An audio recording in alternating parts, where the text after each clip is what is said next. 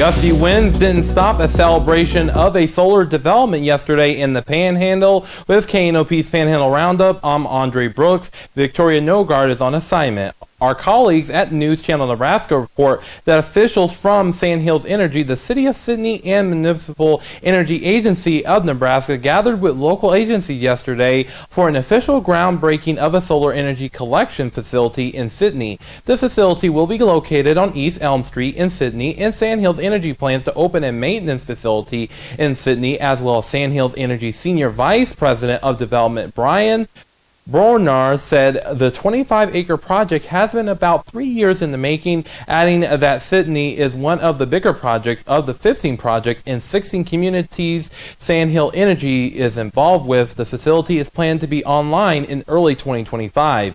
And just into the newsroom, authorities have confirmed to KNOP News 2 a Wednesday gas leak near the Scottsbluff County Club. Scottsbluff Rural Fire Chief Carissa Shank Grubble stresses there is no threat with the gas leak. However, some may be without services in the area of Blue Jay and Cardinal. Officials are encouraging the public to be cautious along Highway 71 as Black Hills employees work to restore services and conduct repairs.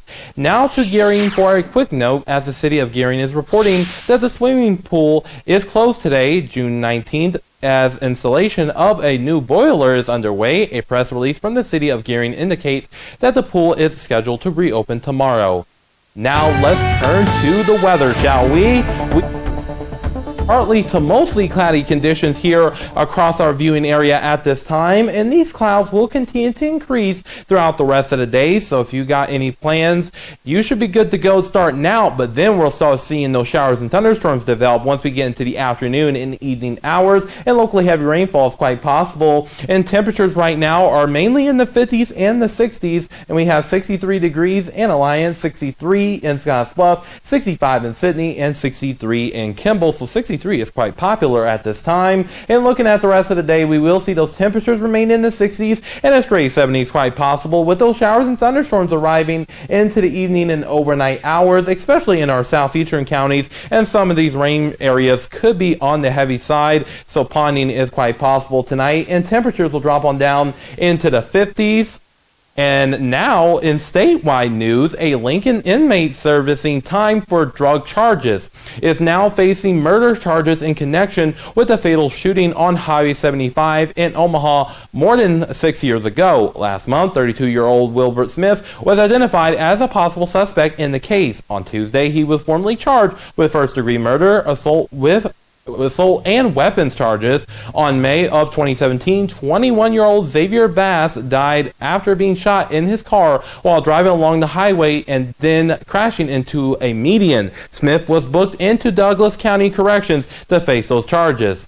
And a tentative trial date has been set for the now former Seward County deputy accused of unlawfully killing a man after a high-speed chase on I-80 last fall. The pretrial hearing for Anthony Gain is slated for December 16th, with the trial starting on February 3rd. Details in this case remain unclear as the grand jury's indictment is sealed and the investigation won't become public until the trial. The sheriff's office says Gain spotted a weapon when the chase ended, which is when he opened fire. Right now, Gain is out on bail.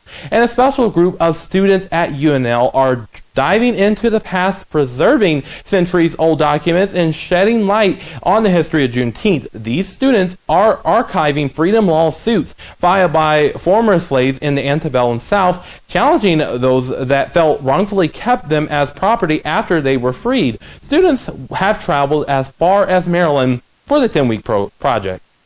It's a piece of lost history, and we're trying to bring something, unearth it and bring it back to the public. Students will present individual case study projects at Love Library south of UNL's campus today from 1 to 3 p.m. As far as special Juneteenth program, then will continue their research in Lincoln for another 7 weeks. Now to Panhandle Sports with our very own John Clanton.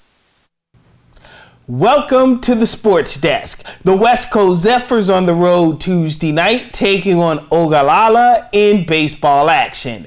And the West Coast Zephyrs pick up a win on Tuesday night, defeating the Adams Bank Seniors.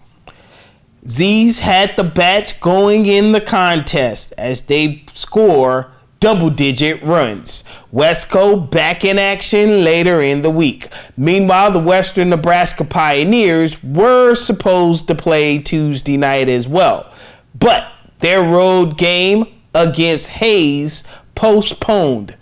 They will play 2 games today. Game 1 of the Hayes Western Nebraska contest doubleheader set for 5 p.m. That's all from the Sports Desk. Everyone have a great rest of the day and see ya.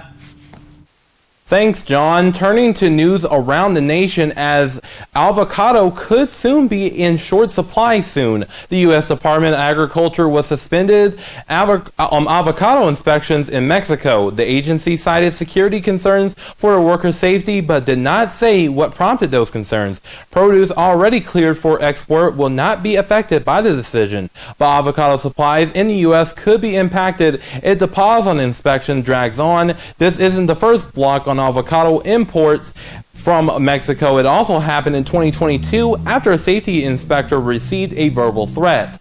Nationwide Insurance is dropping coverage for roughly 100,000 pets, citing rising veterinarian costs and other factors. This move leaves tens of thousands of owners, particularly those with older pets and pre-existing conditions, struggling to find alternative insurance nationwide, as pet age or claim histories were not factors, but some policyholders suspect it could be because of where they live. Some customers are now exploring legal action. And that's all we have for now. Remember to join us weekdays for the Panhandle Roundup, covering the stories in the Panhandle that matter to you. Have a good day.